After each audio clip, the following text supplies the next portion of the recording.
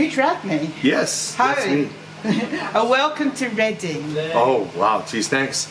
You know, Where you are? Yeah, well, funny enough, you know, I played here a couple times before, but it's that specific and terribly obvious thing that I only ever know the place that I'm playing and how I got there, and I've never seen the city. Yeah. And then it's so much bigger than you think it is. You know what I mean? Because you know, it's funny. I just haven't been to Reading an awful lot. Well, you're from Calgary originally, then. Calgary, Alberta, Canada. Oh, yes. Alberta, yes. So how did you end up over here? Oh fuck, that's a long story. That's a long story. Got to be a woman involved. Well, I mean, it started out me being a 16-year-old idiot, listening to all my older brothers' records. I had brothers who were like 10 years older than me, and they had all the best records: Cheap Trick, Rolling Stones, Kiss, everything, you know, and plus what was going on popular music at the time.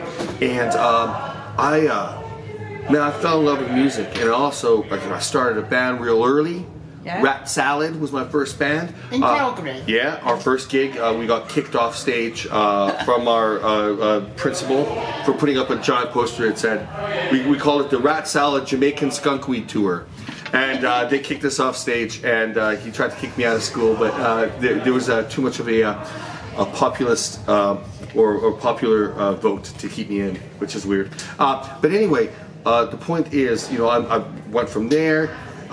Was in a few bands like Red Autumn Fall. We toured like Oasis and played like hockey arenas and all sorts of things. And whoop, and we moved to Toronto. And I moved to Toronto, and then the same thing. Lots of great things happened. I met Jesse Malin on tour when I was touring from Toronto to New York. He talked me into moving to New York City, and I started another band, Madison Strays. That band, Zane Lowe. We sent him a demo, and then we won this thing called Fresh Meat. Which is weird. I didn't know what it was, and we didn't believe it because we thought somebody was pranking us. And then we did, and all of a sudden they brought us over here, and we toured. And I met I met my wife backstage at the Barfly on this tour, and then blah blah this happened. And then and then I moved over here, and I started playing the Loyalties. You know, Tom Spencer from the Professionals, and Rich Jones, who plays in Michael Monroe. We were in the Loyalties together. They started the Role Models up, and then the rest is like unheard and unseen history. Fronted some great bands, the Dead Wardians. And Dead Wardians is my. Men They Couldn't Hang, we've probably heard of more. Yeah, the Men They Couldn't Hang is Ricky, our bass player. Right. He played bass. Into the Digression today. Yeah, he's in the Digression today. Yeah, he played in the Men They Couldn't Hang and the UK Subs. I mean, he's an incredible bass player, and he's also the biggest nutcase I've ever met in my life, and I love him so much. Gaff, the Dead Wardians, and the Glitterati. He was guitar player for both those bands, Andy Brooke was in Shush, Kit was in Mallory Knox, and and Simon was in the Yo-Yos and the Loyalties with me, and the Role Models with me. So everybody's just seasoned enough to have a couple before we go on stage. And then I just mentioned the Dogs D'Amour, you got a tour. Oh, the Dogs D'Amour story. You know Come what? on, tell us about that. Well, you got me mixed up with somebody. You got me mixed up with Rich Jones. See, Rich Jones is from, he was in the Black Halos. He's been in the Loyalties with me, and he's in Michael Monroe now. And me and him not only look like brothers, that's my mom saying it, and a lot of people, but not only that, but we're fucking best friends, for years. And there's a good story about it, just so you don't feel so bad. One time, Kenny from the Bronx, the band The Bronx, he was outside the Crowbar in London, and somebody went, "Hey, Rags," and he was like, no, oh, sorry, Jones. And he's like, "No, I'm not him either," right? And sent us a text going, "Surely I'm more famous than the two of you idiots. And I was like, "Oh, I'm sorry, man." You're my neighborhood now. Anyway, we started laughing. But yeah, Kenny and I and Rich get mistaken in certain circumstances a lot. So I can forgive you for thinking that I was in Dogs D'Amour. Rich played with Tyler for a bit. All right. Yeah, see, that's wow, what a long story to say. That's not me, that was somebody else who looks like me. But you know what? Are we having an interview? Or did you want yes and no questions? That's what I like to hear. Yes. Something different. Tell us about this Ragsicle. Oh, the Ragsicle. Tell me about Ragsicle. Oh God, I wish I had Ragsicle. You see, my first concert I ever saw in my entire life, believe it or not, was Van Halen. 1984 tour. I was 12 years old. Right. That ages me. All right, so that ages me. But it was 1984 tour. David Lee Roth, and you know, or one of the best songs off of Van Halen one is "Ice Cream Man." You know, I'm the ice cream man, somewhere messing by. I saw them supporting Black Sabbath in '78. Can we talk about that later? Because I've read so much about that. Anyway, yeah. Right. Anyway, enough about you. More about me. So, yeah, he brings out an acoustic guitar. He plays the first few chords by himself. Whoa, David Lee Roth, you know.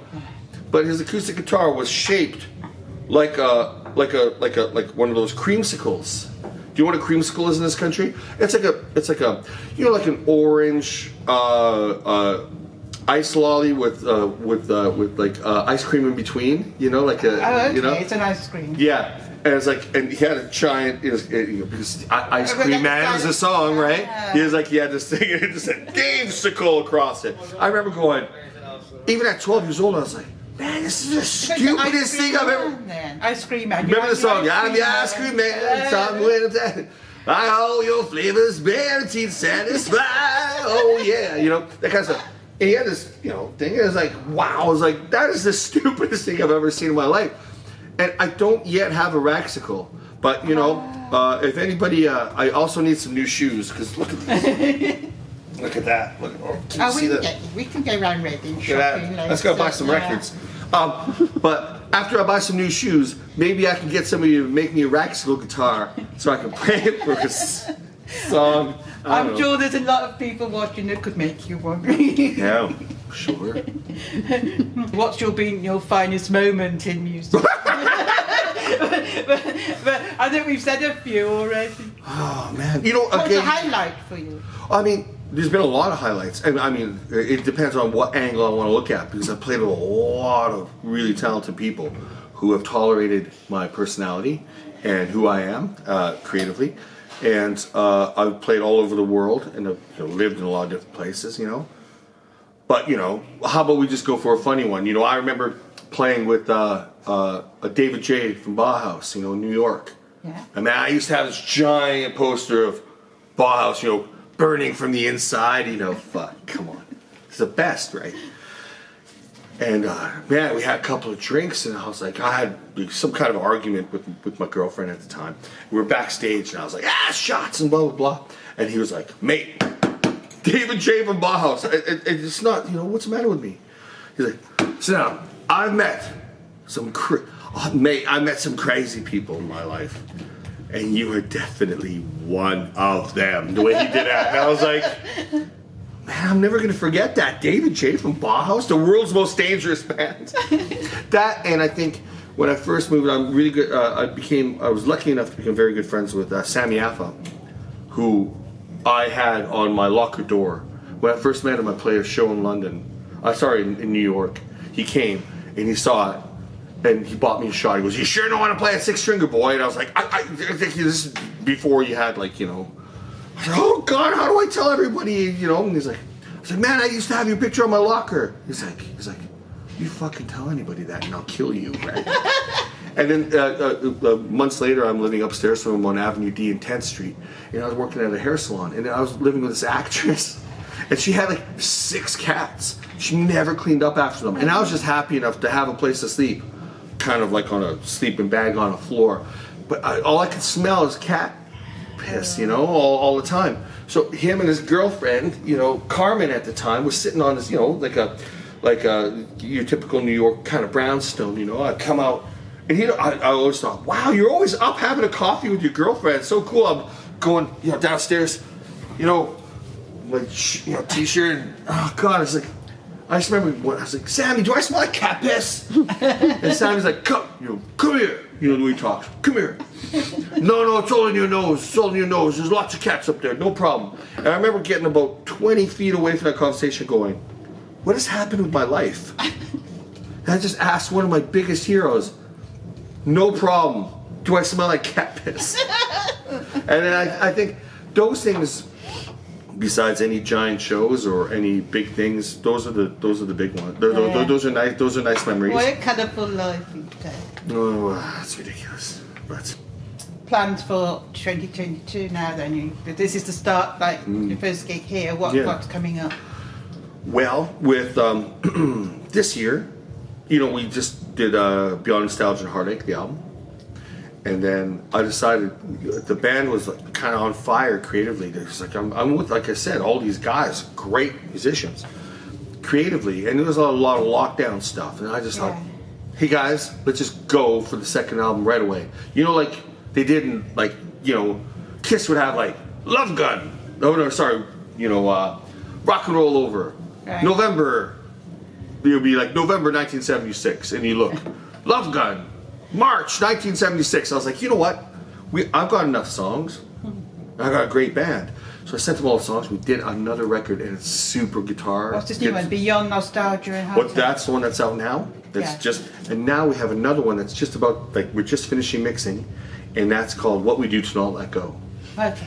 And it's really guitar heavy. Gath is really, his guitar playing is really, but it's got all those great harmonies and stuff with Kit and Andy and everything. And I'm almost poignant now. You're going to do a one-off gig, are you, for the role models for you? Oh no, we're doing a tour now. Doing 3 shows. Oh, you're going to do 3 shows? London, Huddersfield, and Edinburgh.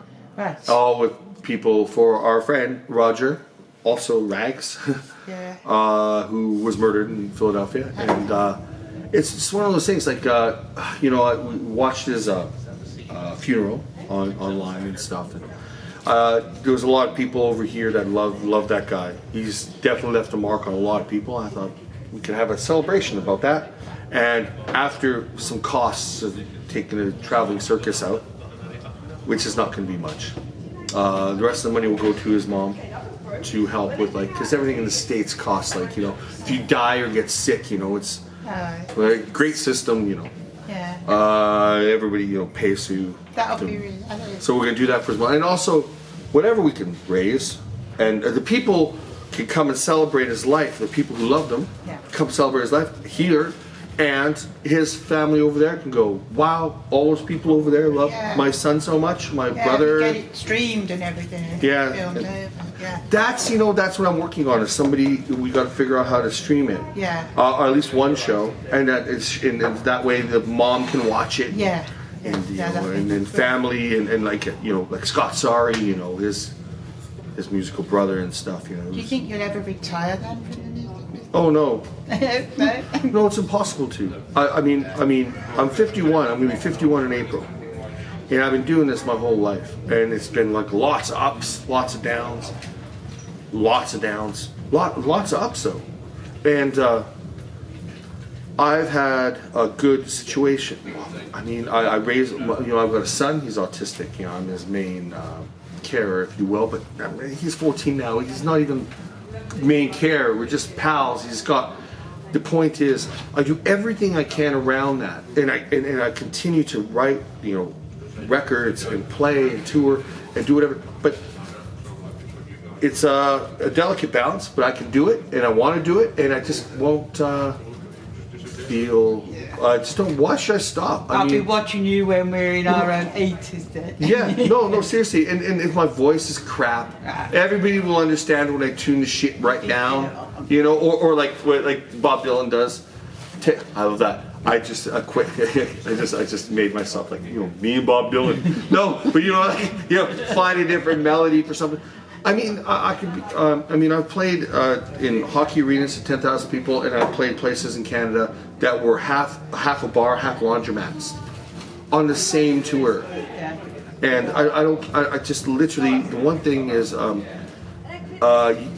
feeling of nothing left to lose. We're only around here once.